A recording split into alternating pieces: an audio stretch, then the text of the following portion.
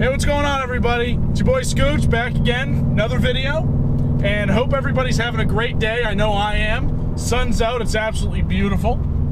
Today I wanted to kind of talk about why, out of every car in the world to purchase, I bought this STI. What made me decide, okay, for that much money, I would rather have a 4-cylinder turbo car over a big American V8 or maybe a German V8 or a V6 turbo, something like that. Just kind of shed some light on the situation. So when I was younger, actually back in high school, I always had a thing for muscle cars and everything like that. It's kind of just what I knew. It's what all my friends were into. I definitely liked a few of the imports, but I just didn't know enough about them. And one day, one of my friends, he introduced me to a movie that I'm sure plenty of you have seen. It's called Born to Race. And it's just this little, crappy movie that somebody made. It's nothing great. It's well done for what it is, but it's nothing great. And it wasn't in theaters or anything like that. It's just one of those movies you picked up at Walmart for like 10 bucks. And in the movie, the kid had a 2005 Aspen White Blob-Eye STI. And the car was absolutely beautiful. And I just remember watching that movie and thinking, I need to have that car. I need that car. I want Aspen White. I want the big wing. I want the rumble. I want it all. I need to have that car. So when I graduated high school, I looked everywhere. There was nothing. There was no Aspen White WRX. I couldn't afford an STI, but I could afford a WRX. And I was like, I need to have a Blob-Eye. That's what I need. I looked everywhere. There was no Aspen White ones for a reasonable amount of money. There was no STI for a reasonable amount of money. And the WRXs were even a little pricey at the time, which they still are. Let's be honest here. WRXs really aren't worth what people pay for them. But people buy them anyway. Like me. The one I bought, and I'll throw up a picture of it. You won't be able to tell by looking at it. It was an 05. It was like this champagne silver. It was an interesting color. It wasn't bad. So at the time I had started looking at it, I was like, all right, I'll start modifying. I wanted to put a duck bill on it. I wanted to paint it white, which would have been like $6,000. It was just a whole mess of things.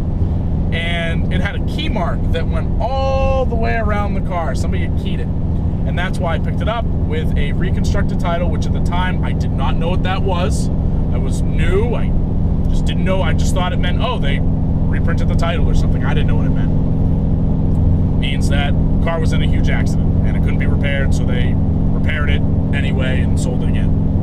So I took the car home and was very excited about it, had an exhaust on it, and it was great. It did everything I wanted to do. But it leaked oil, needed a timing belt, needed brakes, needed a water pump, it needed everything. Everything under the sun was wrong with it. And I picked it up for I think it was $600. I think it was 86. And I put probably, God, I don't even know, because at the time I wasn't able to do any of that work myself. I had to have somebody else do it. And I honestly want to say I put like $3 or $4 grand in the car into like 6 months. Like, it was ridiculous. And I just kept throwing money at it, not even for fun things, just repairs. And I loved driving the car. It was an absolute blast. It always started for me. It just needed a lot of little things. And after about 8 months of owning it, I decided it was time to sell it, and I got rid of it. I was very sad. I loved that car. And I vouched that I would have another one day. At the time, they had just started releasing the wide-body STIs and the WRXs, that hatchback year. It was, after 2011, everything like that. And I was like, ooh, I want one of those. I want a hatchback. I want it in white. And I never was able to afford one at the time. I wound up in an FRS.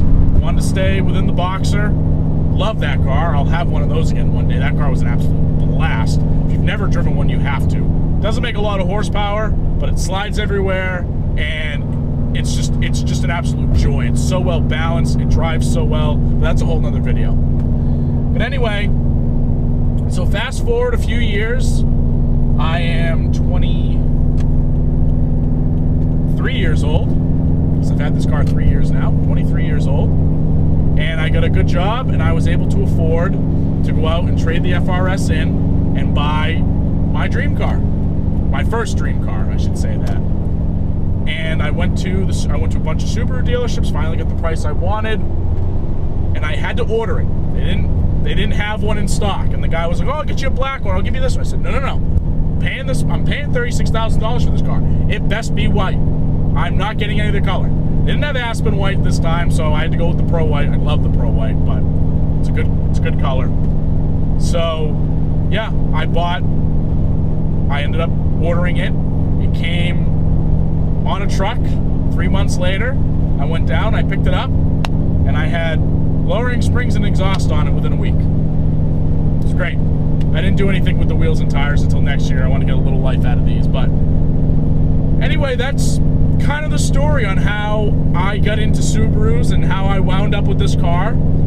Over the years, I've realized, wow, I probably could have bought a really nice C5 Corvette, which is kind of the next car I want to get.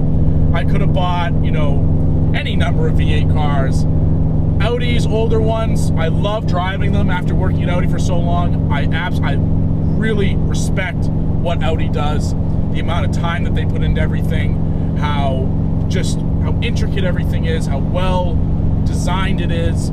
They're absolutely incredible machines, and they really do change the auto industry every single year. They're an incredible company.